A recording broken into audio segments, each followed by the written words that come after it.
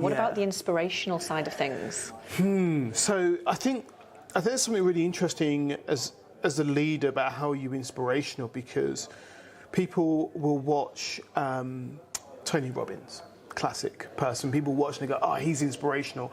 I need to do it like that to be inspirational. But I think the inspiration comes from a clear vision. Yeah.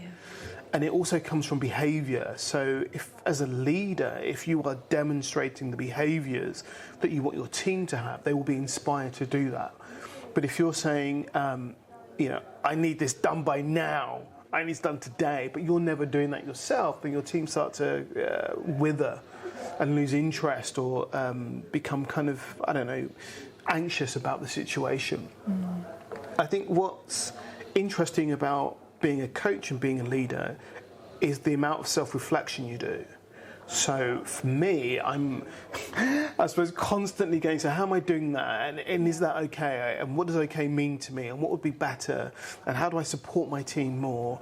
What do the different individuals need from me? Because I think there's something really interesting about situational leadership as well, about, who needs what and how they need to be treated, recognising that everybody's different. But how do I keep the vision in my head about what I'm trying to do? Yeah. And how do I stay inspired about it as well? I think if you, as the leader, if you're not inspired, if you're not excited, then you can't transmit that, and people can't read that and feel that and get on board with that. How do you stay inspired? How do I stay inspired? So what's hilarious at the moment, I'm watching and reading a lot of the Kevin Hart work, the comedian.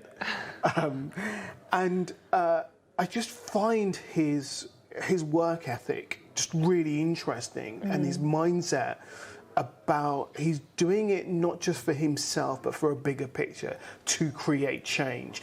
He's building his companies so that he has the power to do things that he thinks are good things to be done, to support people and stuff like that.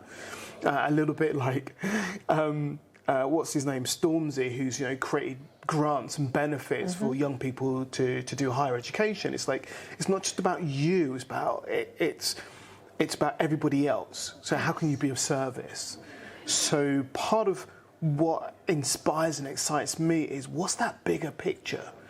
Because we often get caught in our little box of thinking, and it takes somebody to kind of push us outside of that box to go, oh my gosh, that's possible, and then that's possible, and then that's possible. And as soon as you start to go, well, what else is possible? I start to get excited and go, well, what is possible? What can we do? And therefore, what are the resources or the time, the energy that we would need in order to do that? And we might not hit those big things, but we're going to get further than if we just do what we know how to do. So how do we do more? How to be of more service? And how do we keep striving?